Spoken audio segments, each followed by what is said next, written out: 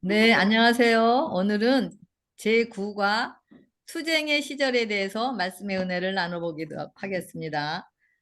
예수님께서는 어렸을 때부터 랍비들이 만든 규례에 둘러싸여서 예수님의 모든 행동에는 제한을 받아야 하는 상태에서 자라나셨습니다.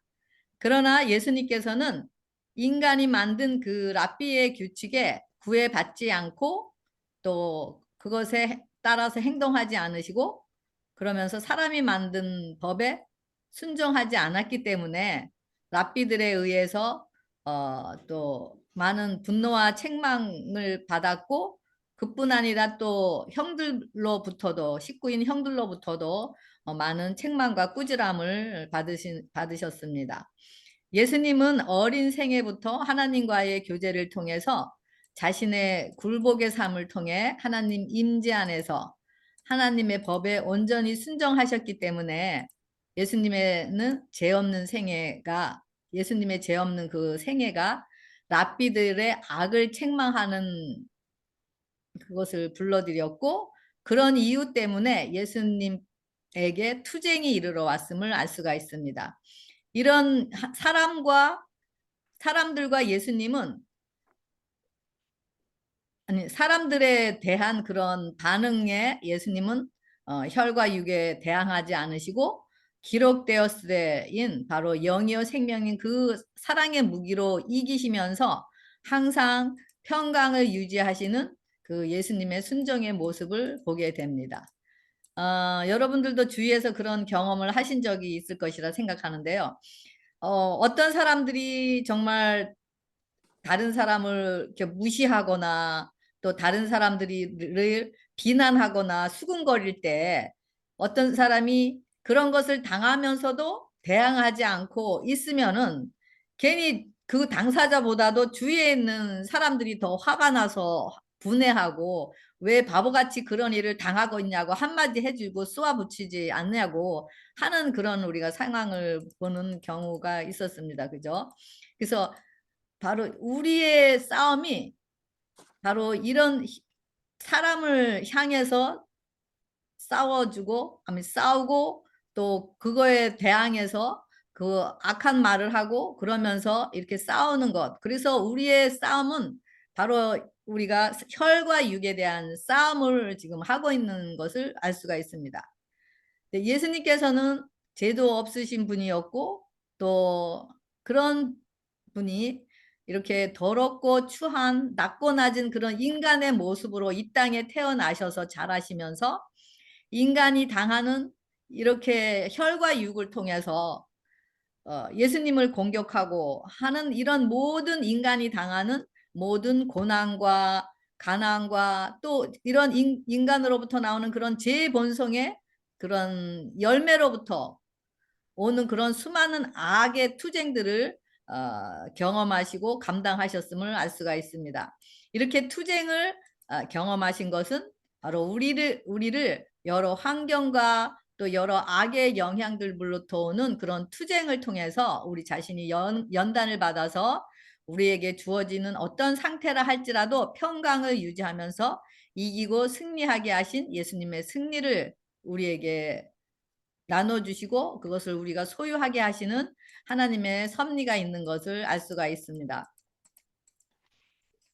우리 이런 경우가 많잖아요. 교회 가면은 꼭 우리에게 마음의 평강을 깨는 사람이 있고 또 가정에 와도 자녀나 또 부부 사이에도 아니면은 그렇게 말이나 행동으로 화나게 하고 평강을 깨는 그런 분위기가 있고 또 어느 모임에 가더라도 정말 자신의 마음에 들지 않는 그런 행동을 함으로써 평강을 깨는 그런 것을 보게 됩니다. 그래서 이런 평강을 찾기 위해서 그냥 평강이 있는 곳으로 찾아다니는 그런 사람들도 볼 수가 있었습니다. 이사야 45장 7절에는 뭐라 그랬냐면은 나는 빛도 짓고 어둠도 창조하며 나는 평안도 짓고 환란도 창조하나니라는 그런 말씀이 있는데요. 그래서 여기서 말씀해 보면은 뭐라 그랬죠? 평강을 짓는다고 말씀하셨어요. 그래서 평강은 우리로부터 나오는 것이 아니라 환경으로부터 나오는 것이 아니라 하나님께서 우리 안에 창조해 주시는 선물이라고 이야기하고 있습니다. 또 이사야 26장 3절에 주께서 심지가 견고한 자를 평강하고 평강하도록 지키시리니 이는 그가 주를 신뢰함이니라 라고 말씀하고 있습니다. 그리고 이사야 48장 22절에는 여호와께서 말씀하시되 악인에게는 평강이 없다라고 말씀하십니다. 그래서 하나님을 온전히 신뢰하는 자는 평강하다고 이야기합니다. 하지만 자아가 주인인 악의 본질을 가진 우리들에게는 평강이 없다고 말씀하고 계십니다. 그래서 우리 자신의 마음에 평강이 깨어지게 하는 것은 바로 죄의 본질인 자아가 우리 마음의 주인으로 자리 잡고 있기 때문에 평강을 창조하시는 그 평강의 주가 우리 안에 임재할 수 없는 상태에서 그런 드러내고 있는 그런 사실들을 알고 있습니다. 또 영감의 글에 이런 말씀이 있는데요. 우리가 다시 회개할 것 없는 회개를 경험하지 아니하고 죄를 미워하는 가운데서 심령의 참된 겸비와 통회하는 정신으로 우리의 죄를 자복하지 아니하면 우리는 아직 진정으로 죄의 사유를 구하지 아니하였으며 우리는 아직 하나님의 평강을 얻지 못한 자이다. 이렇게 되어 있습니다. 그래서 우리에게 투쟁이 일어나는 것은 바로 평강을 소유하는 평강이 없기 때문이고 바로 그것은 회개와 연결이 되는 것인데요. 바로 하나님이 평강의 주인, 바로 하나님께서 평강의 주인이신데 그 평강의 주인이 우리 안에 계시지 않다라는 것을 나타내고 있는 것을 볼 수가 있습니다.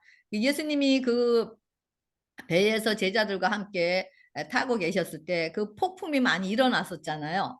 근데 제자들은 그 폭풍을 몰아쳐서 자신의 힘으로 그 쏟아 부어지는 그 파도를 잠잠케 하기 위해서 자신들이 노력을 하고 그러면서 그 폭풍을 몰아내고 자신이 평강을 유지하려고 하였지만 자신들이 할 수가 없었습니다. 하지만 예수님께서는 그 폭풍 몰아치는 그런 상태에서도 쉼을 누리셨고 그리고 그 폭풍을 말씀으로 잠잠케 하셨습니다. 그리고 평강을 유지하셨습니다. 이런 폭풍과의 싸움은 우리 삶에서 일어나는 여러 가지 환경 속에서 일어나는 폭풍, 우리 마음속에서 일어나는 여러 가지 폭풍의 싸움은 오직 말씀의 능력을 신뢰하는 믿음에서만 찾아볼 수 있는 것입니다. 그래서 평강이 우리 마음속에 찾아오는 것은 환경이나 문제가 없고 내 뜻대로 잘 되고 나를 괴롭히고 내 마음을 상하게 하는 사람이 없기 때문에 찾아오는 것이 아니라 하나님의 신실하심과 우리 심령에 깊이 뿌리 박힌 하나님의 사랑에 대한 신뢰로부터 이르러오는 축복의 선물인 것을 알 수가 있습니다. 우리 안에 폭풍을 일으키는 장본인인 바로 제 본질인 우리의 자아가 죽고 하나님께서 임재하시는 성전이 우리 심령이 될 때 우리는 하나님을 신뢰하는 믿음을 통해서 변함없는 평강의 은혜를 맛보면서 우리에게 다가오는 어떤 외부에서 오는 그런 환난이나 고통이라 할지라도 투쟁이라 할지라도 그런 투쟁을 승리하고 맛볼 수가 있는 것입니다. 환경으로 바로 금방 문제가 터질 것 같고 또 질병으로 죽음이 찾아올 것 같은 그런 두려움이 우리에게 몰려온다 하더라도 예수님의 평강의 임재가 우리 안에서 주장하실 때 영원한 생명의 평강의 주인이신 예수님을 우리를 통해서 드러나게 되는 것입니다. 바로 이런 자들로 꼴 지으시기 위해서 예수님께서 우리의 투쟁을 미리 인간으로 오셔서 맛보신 이유인 것을 알 수가 있습니다.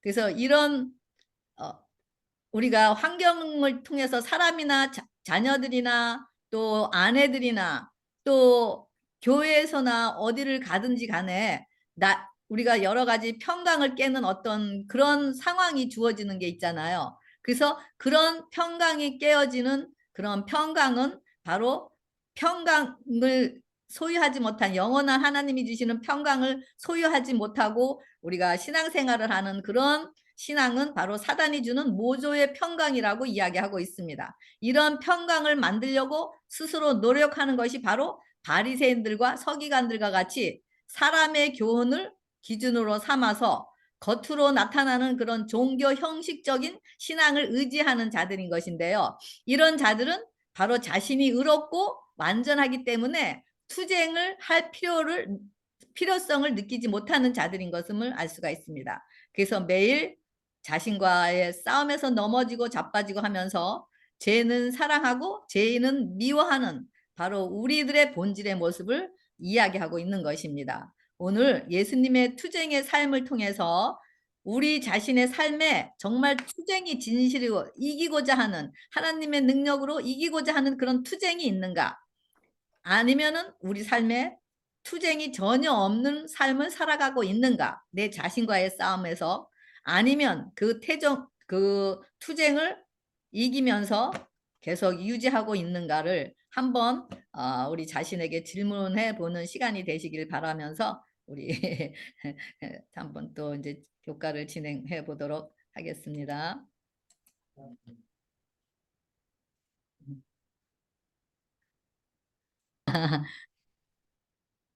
예, 투쟁의 시절. 예수님께서 그 투쟁 가운데 여기 있을지라도 보시면은요, 예, 여기 보면은 우리는 생애의 큰 전쟁터에 있다. 그러므로 우리는 투쟁의 결과에 대하여 개인적으로 책임을 지고 있다는 것을 결코 잊어서는 안 된다. 뭐라 그러죠? 우리는 큰 전쟁터에 있다 그랬어요. 우리 삶이 전쟁터라고 이야기하고 있습니다. 그래서 우리 삶의 진보는 오로지 투쟁을 통해서만 가능하다. 물려받고 길러진 악으로 기우는 경향들을 반드시 이겨내야 된다. 여기서 투쟁은 어떤 것이라 그랬죠? 우리가 본질로 물려받은 우리 본질의 죄, 그런 악으로 기우는 경향들과 싸워서 이겨야 된다고 이야기하고 있습니다. 하나님의 말씀은 영적으로나 지적으로 강하게 자라게 하는 영적 양식으로 진리와 의를 위해서 투쟁하게 한다. 성경은 모든 붙어 다니는 죄를 버려야 할 것과 모든 그릇된 점을 바로 잡을 때까지 악에 대항하여 전쟁을 해야 할 것을 가르치고 있다. 진리와 오류와의 마지막 큰 싸움은 하나님의 율법에 대하여 오랫동안 계속되어 온 마지막 싸움에 불과하다. 우리는 지금 이 싸움, 곧 사람의 율법과 여호와의 계명 간의 싸움, 성경의 기초를 둔 종교와 우화와 유전의 기초를 둔 종교와의 싸움에 참가하고 있다라고 이야기하고 있습니다. 그래서 투쟁의 상대는 뭐라 그랬죠? 사람을 대항하고 사람을 상대로 하는 싸움이 아닌, 그런 투쟁이 아닌 선과 악의 싸움이라고 그랬고요.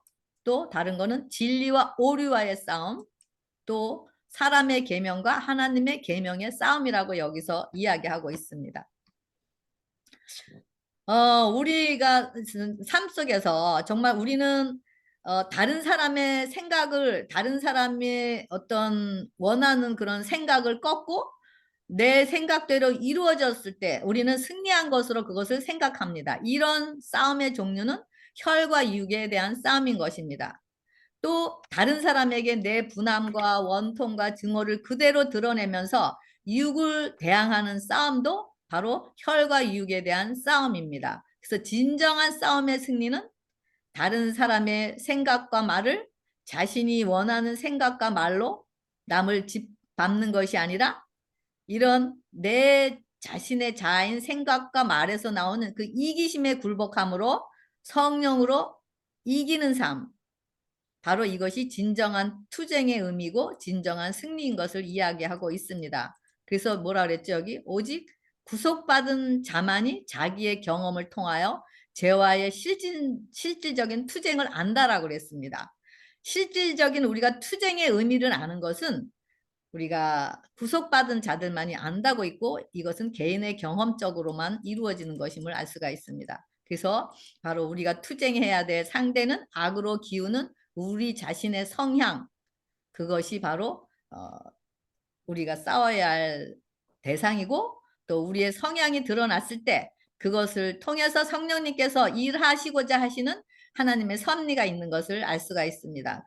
그래서 우리가 자신을 더 알아가고 알아갈 때 다른 사람들을 품을 수 있는 그 마음의 그릇이 되는 것. 그래서 이런 싸움이 바로 지금 예수님이 이렇게 어린 나이에 이런 투쟁에 접하고 있었던 이런 투쟁들이 바로 이 마지막 시대 계시록의 11장에 가면은 그때 하나님의 계명과 예수 믿음을 자들이 싸우려고 바다 모래에 있는 그런 싸움까지 계속 이어지는 것을 볼 수가 있습니다. 여기 보면은 우리 저기 김태호 장로님 읽어주실 수 있으세요? 그리스도인의 생애는 하나의 싸움이며 진군이다. 그러나 얻어야 할 승리는 인간의 힘으로 얻어지지 않는다. 싸움의 장소는 곧 마음이다. 우리가 싸워야 할 싸움, 인류가 지금껏 싸운 가장 큰 싸움은 자아를 하나님의 뜻에 굴복시키는 것, 곧 마음을 사랑의 주권에 바치는 것이다. 혈통으로나 육정으로나 난 그 옛 본성은 하나님의 나라를 유업으로 받을 수 없다. 유전적 성향, 곧 이전 습관을 버리지 않으면 안 된다. 네, 네, 감사합니다. 말씀이십니다.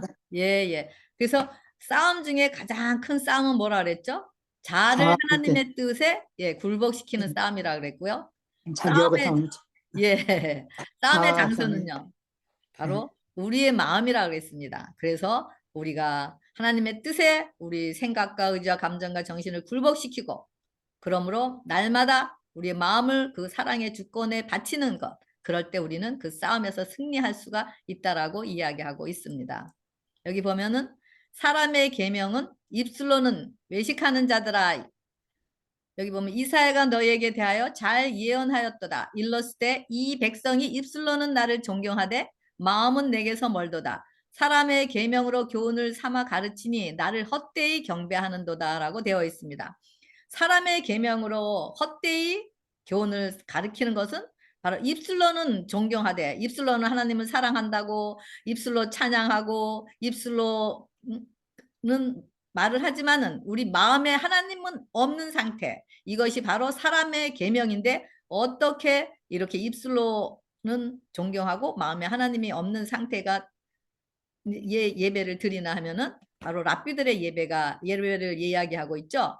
이 랍비들의 예배는 말씀에서 떠나서 자신이 만든 이론과 유전적 의식을 지켜가 나가고 그들의 예배는 의식을 반복하고 사람의 교훈을 하나님의 말씀보다 더 높게 간주하고 또 하나님의 율법에 순종하는 예수님을 오히려 완고하다고 비난하고 그러면서 예수님을 대항하기 때문에 혈과 육에 대한 싸움을 싸우죠. 그리고 심령의 자유를 알지 못하고 믿음 없이 드리는 예배를 드림으로 마음의 평안을 유지할 수가 없습니다. 그리고 종교 형식에 집착하고 사람을 바라봄으로 품성의 변화를 일으킬 수가 없다. 넓은 길을 가는 자들, 십자가에는 좁은 길을 가지 않고 우리 자아의 죽음이 없다라는 거죠. 날마다 우리의 심령을 말씀에 굴복하는 일이 없다라는 거죠. 이것이 넓은 길을 가는 자들. 그리고 진정한 투쟁을 몰라요. 이런 사람들은 진정한 자신의 투쟁을 모르고 성령의 능력을 힘입지 못하기 때문에 자아 굴복을 원치 않는 자들, 바로 이런 자들이 사람의 계명을 지키는 자들, 입술로는 존경하되 마음에는 하나님이 없는 자들이라고 이야기하고 있습니다. 그래서 예수님께서 이 땅에 오신 것은 바로 우리에게 참 예배를 가르치기 위해서 오신 것입니다. 그래서 그 예배의 외적 형식에는 우리가 예배에 참석하고 한 번도 빠지지 않고 예배에 참석하면서 찬양하고 기도하고 설교 듣고 이런 그런 참여 의식에 그런 것은 그런 예배가 진정으로 우리가 이런 날마다의 우리가 심령을 굴복하는 그런 자아의 굴복이 없다면은 그 예배는 바로 하나님께 가증한 것이 될 것이라고 이야기하고 있습니다. 그래서 우리 마음에 이렇게 하나님께서 재물과 하나님과의 겸해서 우리가 섬길 수 없다고 그랬듯이 우리 마음에 나 자신을 섬기고 내 자신을 이끌리는 그런 것을 우리가 이끌리면서 또 하나님도 입술로 또 찬양하고 경배하는 그런 상태, 그것은 하나님께서 기뻐 받으시지 않은 예배라고 이야기하고 있습니다. 그러면서 여기 예언하시네요. 그대는 그대의 마음을 복종시키고 그대의 의지를 하나님 편에 두든지 아니면 그대의 정력을 세상을 섬기는 일에 둘 것이다. 하나님께서는 내키지 않은 마음으로 바치는 봉사를 받지 않는다고 말씀하고 계십니다. 그래서 네. 예배는 모든 이들의 마음에 하나님의 율법에 대한 사랑을 창조하기 위하여 고안된 것입니다. 그리고 희생 제물은 그리스도 안에 나타난 하나님의 사랑의 실물 교훈이 되어야 하듯이 우리도 우리 자아가 굴복되는 그런 희생의 그런 예배, 우리 자신을 거룩한 산제사로 드리는 그런 예배를 통해서 우리 하나님 드려질 때 하나님께서 기뻐 받으시는 예배인 것을 알 수가 있습니다. 여기 보면 사람의 계명을 따라 지키는 자들의 열매는 어떻게 나타나느냐면은 랍비들은 명령에 순종하지 않아서 분노하고 또 거짓과 참을 분별하는 명철한 식별력에 랍비들은 화를 내고 그 다음에 하나님의 법에 대해서 그분의 엄격한 순종을 완고하다고 비난하고 바로 이런 것들 분노하고 화내고 비난하고 성나게 하고 증오하고 협박하고 위협하고 불신과 멸시 노하고 반대하는 것 바로 이런 성향들이 바로 사람의 계명을 지키는 자들의 본질에서 나오는 열매인 것을 알 수가 있습니다. 제 나름대로 하루는 기도를 하는데 우리 10년 가운데 이 마귀 박스가 있다라는 그런 마귀 박스가 있다라는 그런 것을 성령님께서 이야기를 해주셨어요. 그래서 우리가 그 마귀 박스, 우리 10년 가운데 마귀 박스가 있어요. 우리 본질인 자아의 마귀 박스, 우리의 생각, 의지, 감정, 정신 이런 거에서 나오는 것이 다 어떤 열매죠? 분내고 화내고 비난하고 이런 것들이 어디 어떻게 왜 랍비의 명령에 순종하지 않았기 때문에 분노해요. 거짓과 참을 분별하는 명철한 식별력이 있었기 때문에 이게 예수님한테 예수님께 대한 이거 이야기거든요. 그리고 하나님의 율법에 대해서 엄격한 순종을 했다고 비난하고 또 예수님에 대해서 그들은 증오를 일으키고 예수님을 협박하고 형들도 예수님을 시기하고 불신과 멸시하고 이런 성품들이 바로 우리 심령 안에 있는 그런 본질에서부터 이렇게 드러나는 거. 이걸 마귀박스라고 제가 이제 이야기했는데요.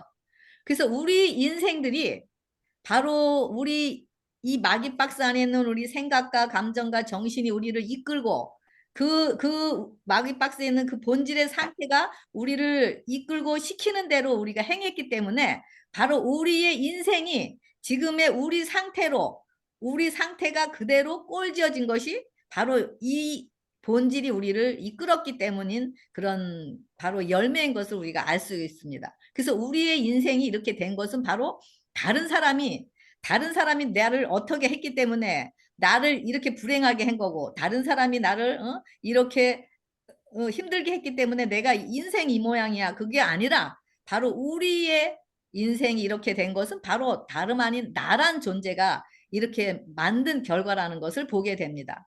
그래서 우리가 이 마귀 박스에서 나오는 우리 10년 가운데서 나오는 그런 죄의 본질에서 나오는 그런 자아의 본질을 바로 그것이 뭐죠? 그것에 이끌리면서 그것들을 회개하지 않고 놓지 못하는 그 아집과 고집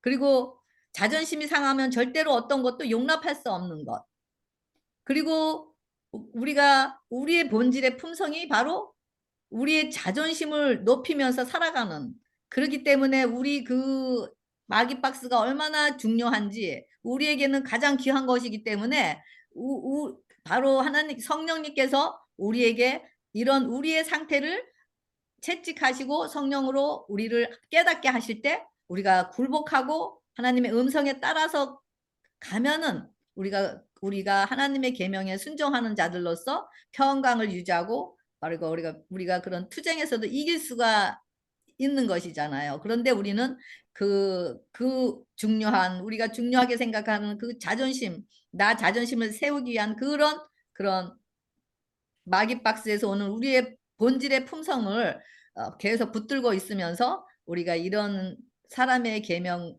우리가 예배를 드린다 할지라도 그 예배는 바로 사람의 계명을 따라 지키는 예배와 같은 것이라고 이야기하고 있습니다. 그래서 이런 것은 바로 혈류병 여인이 아무리 자신이 그런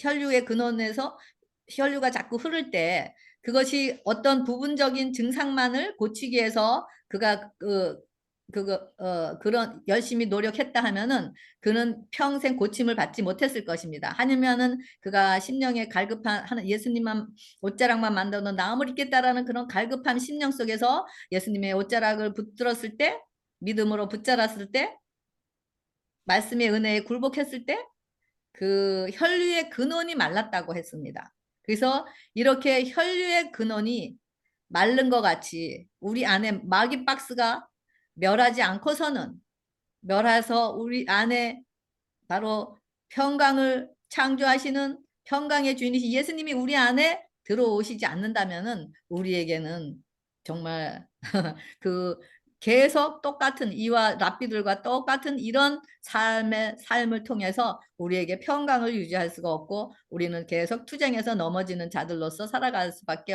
없는 것을 여기서 이야기하고 있습니다. 여기 평강이 없는 이유는 뭐라 그랬죠? 죄는 우리의 평강을 파괴시켰다. 자아가 굴복되지 않는 한 우리는 안식을 발견할 수 없다.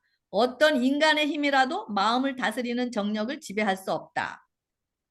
뭐라 그랬죠? 죄는 우리의 평강을 파괴했다고 그랬어요. 그래서 자아가 굴복되지 않느냐. 다시 말하는 우리 생각 속에서 우리 안에 마귀 박스인 생각과 의지와 감정과 정신과 사상이 우리를 이끌고 우리의 삶을 이끌고 있는 우리의 예배를 이끌고 있는 그런 자아가 마귀 박스가 굴복되지 않는 한 우리는 안식을 발견할 수 없다라고 이야기하고 있습니다. 그래서 바울의 성화는 자아와 더불어 치르는 끊임없는 싸움의 결과라고 했습니다.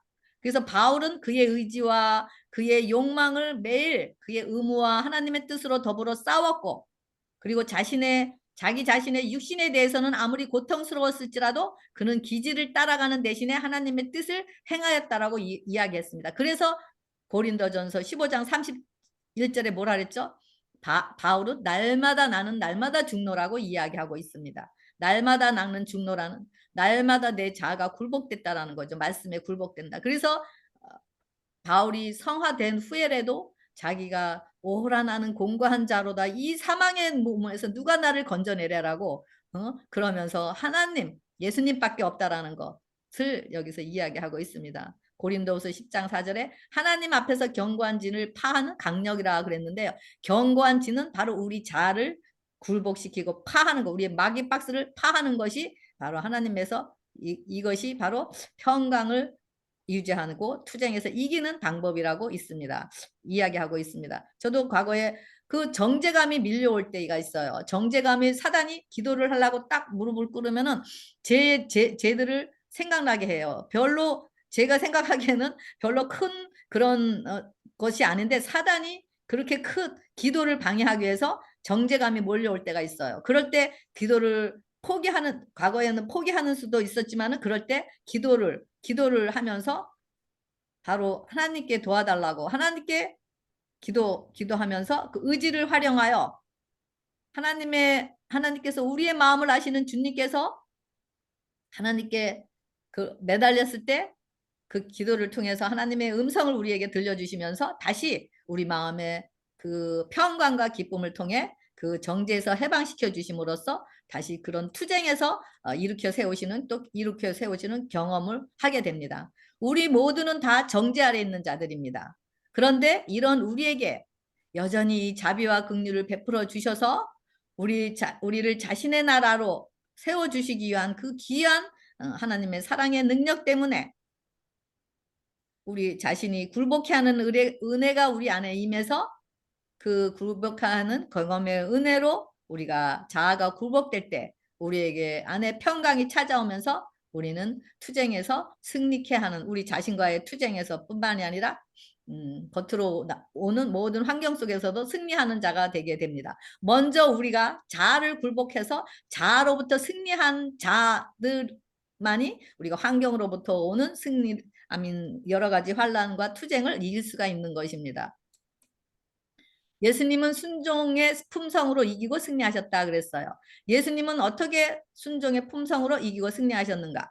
예수님은 항상 기도로서 하나님과 항상 교통하셨고 하나님의 임재 안에서 승리하셨고 완전한 하나님을 신뢰하셨고 또 분별이 없고 난폭하고 버릇없고 부정한 세리들, 무모한 탕아들, 불의한 사람들 가운데서 예수님은 절대로 해를 입지 않으셨다고 했습니다. 그래서 예수님은 또 자신의 권리를 위하여 싸우지 않으셨고 또 예수님은 불평하지 않으셨고 즐거운 마음으로 어려웠거나 약해지거나 낙담하지 않으셨고 고난들을 초월하셔 사셨다고 했습니다. 난폭한 대우를 받을 때라도 보복하지 않고 모욕을 참을성 있게 견디셨고 그래서 예수님은 항상 마음의 평강을 유지하셨다고 했습니다.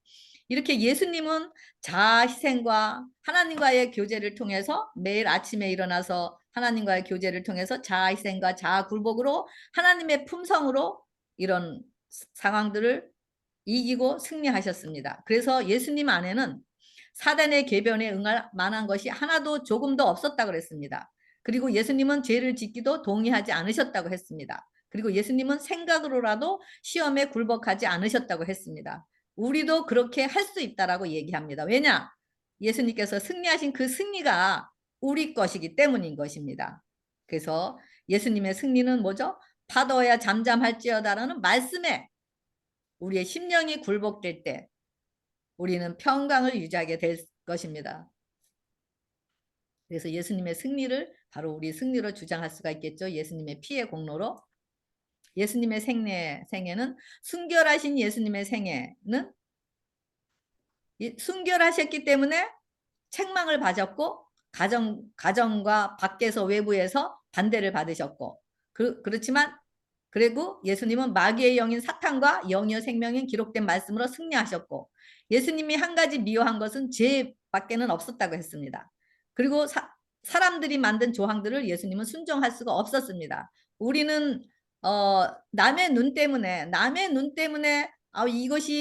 이것이 하나님이 원하지 않는 일인 걸 알면서도 남의 눈 때문에 함께 친구들과 동조해서 그 일들을 행하는 경우가 많이 있었습니다. 하지만 예수님께서는 사람이 만든 조항들을 순종할 수가 없었고 절대 순종하지 않았고 따르지 않았다고 했습니다.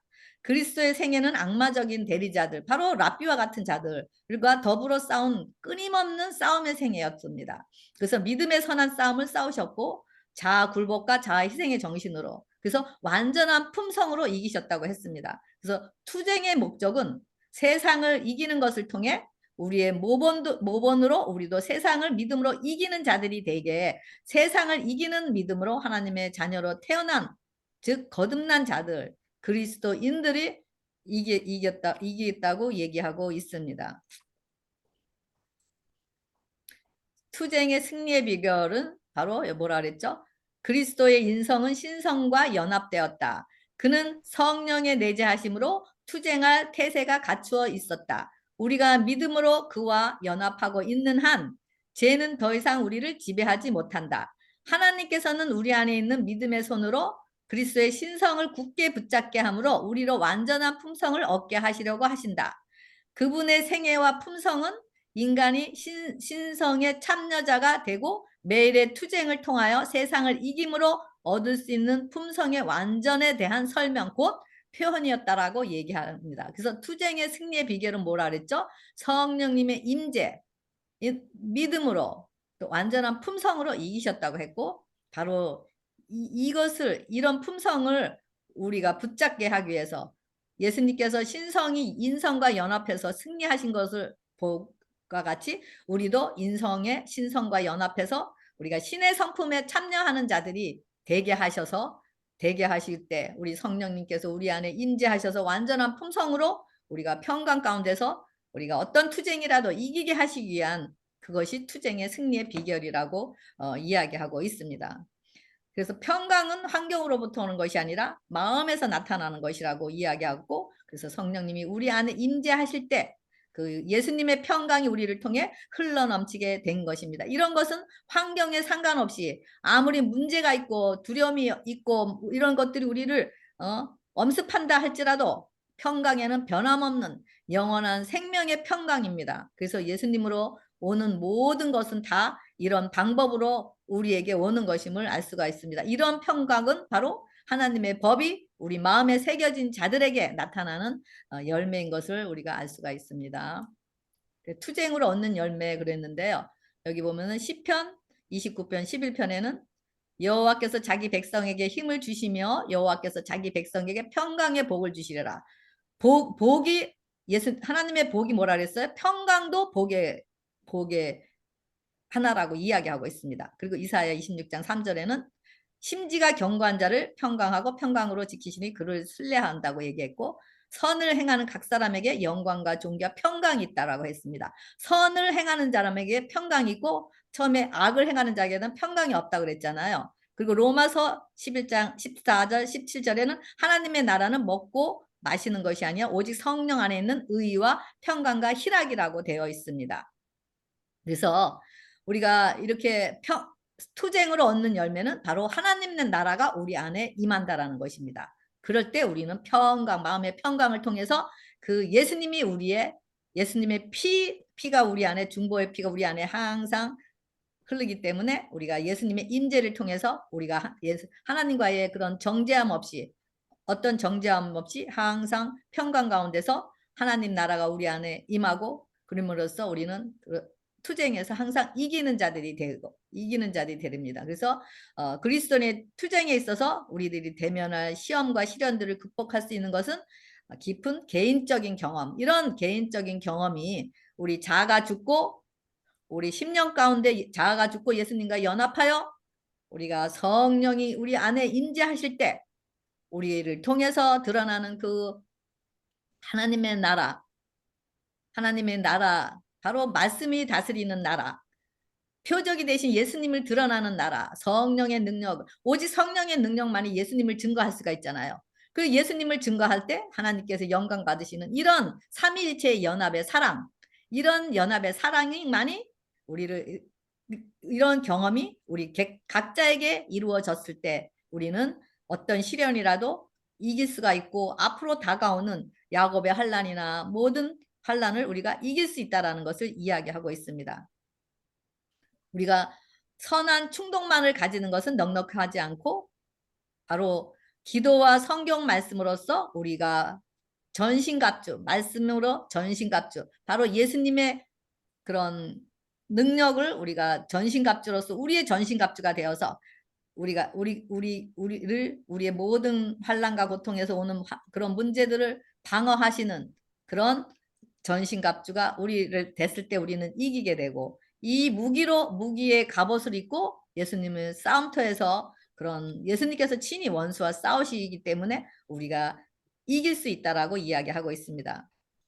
그래서 평강을 유지하고 우리가 자아가 말씀에 굴복될 때 우리는 예수님을 드러내게 됩니다. 이것이 전신갑주 입는 것이고, 믿음의 방패를 갖고 성령의 검으로 바로 싸우는, 바로 하나님의 임재의 삶을 이야기하고 있습니다.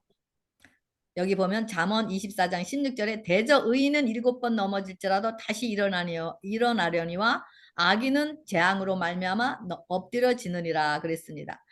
우리가 싸워야 할 싸움은 믿음의 선한 싸움이고, 싸움은 강한 사람의 것이 아니라 그랬습니다. 강한 사람만 싸움을 것이 아니라 하나님의 은혜의 능력을 통해서 그들의 생애를 그리스도의 뜻에 일치시키는 사람만이 승리를 갖고, 또 그리스도의 영은 하나님께로 난 모든 사람들 안에서 드러날 것이고, 투쟁과 싸움은 성령으로 지배받는 자들 사이에서는 생길 수가 없다라고 얘기했고, 또 우리는 믿음과 순종을 통하여 보증이 된다라고 이야기했습니다. 그래서 바로 의인이 7번 넘어지지만 다시 일어나는 싸움이 뭐죠? 믿음의 선한 싸움이고, 은혜의 능력을 힘입는 거고, 그리스도의 뜻에 일치하는 자들, 그리고 이런 성령으로 지배받아서 승리하는 자들, 바로 믿음과 순종을 통하여 보증받게 되는 것을, 바로 의인은 7번 넘어지지만 다시 완전하게 넘어지지만 다시 일어나는 자들이, 바로 이런 싸움을 하는 자들을, 평강 가운데서 싸우는 자들을 이야기하고 있습니다. 그래서 바로 이런 자들에게, 바로 이런 은혜를 입은 자들에게는 평강의 값, 정말 하나님께서 우리에게 거저주시는 그 평강의 값이 얼마나 엄청난 생명의 값이 치러진 값비싼 선물인 것을 알게 됩니다. 예수님의 피의 공로로 믿음으로 얻어지는 평강인 것입니다.